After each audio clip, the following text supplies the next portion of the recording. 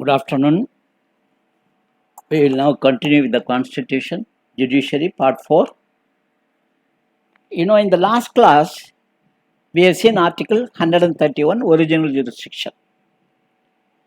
And we also said that the original jurisdiction has been excluded in respect of certain matters which have been clarified in 7th Amendment Act 1956.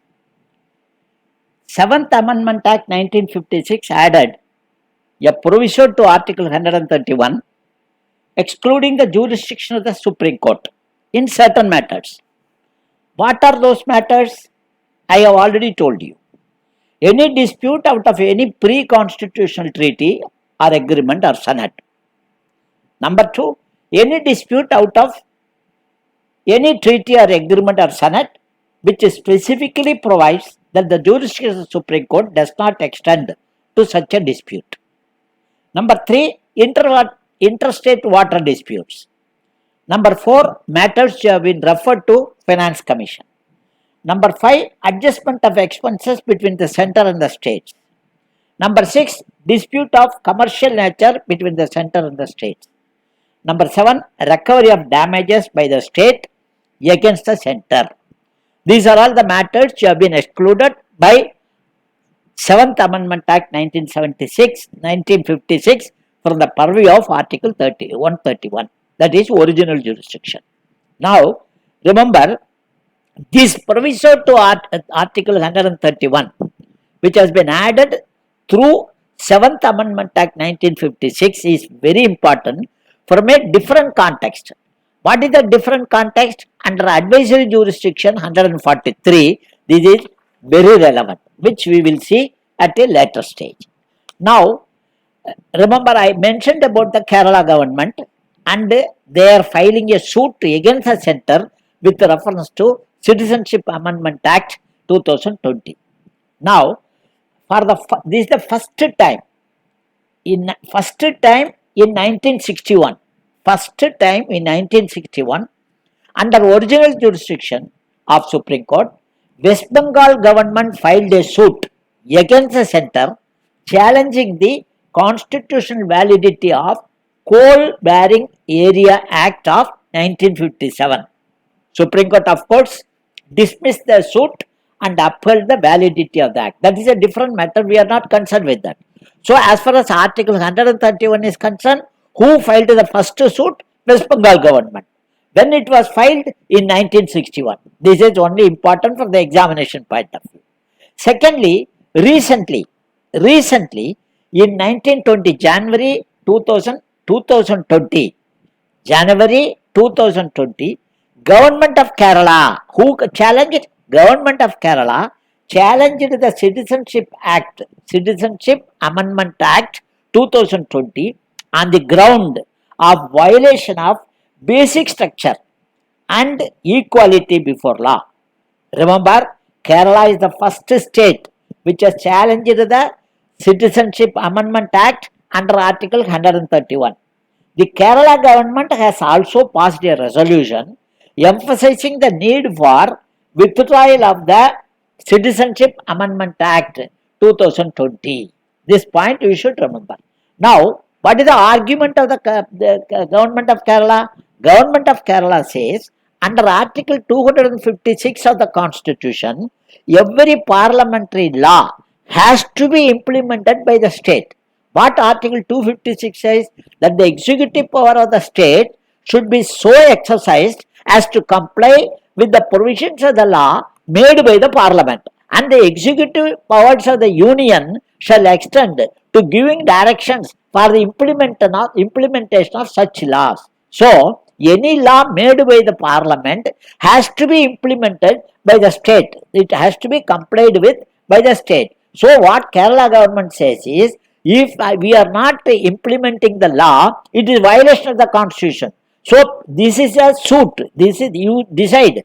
According to us, the Citizenship Act is not valid, constitutional valid. It is against the rule of law. So, you please examine. And here they have filed a suit against the central government in the Supreme Court. So if they are not implementing the law, remember, if the direction given by if a law made by the parliament is not implemented by the state government, the union government is competent to issue directions. And if such directions are not obeyed by the state government, remember, it is lawful for the President of India to conclude that the state administration is not run in accordance with the provisions of the Constitution. So, come to read Article 356. If the President of India is satisfied on the basis of the report of the Governor or otherwise that the state administration is not run in accordance with the provisions of the Constitution, then President rule or constitutional emergency or state emergency can be imposed. So, Article 256 makes it mandatory for the state to implement any law made by the Parliament. On this ground, Government of Kerala has filed a suit before the Supreme Court asking the Supreme Court to intervene and decide the issue under Article 131 of the Constitution. Remember, very important from the examination point of view. Now, another original jurisdiction is related to clarification as to whether a particular subject falls under residuary category or not. No, I have already told you.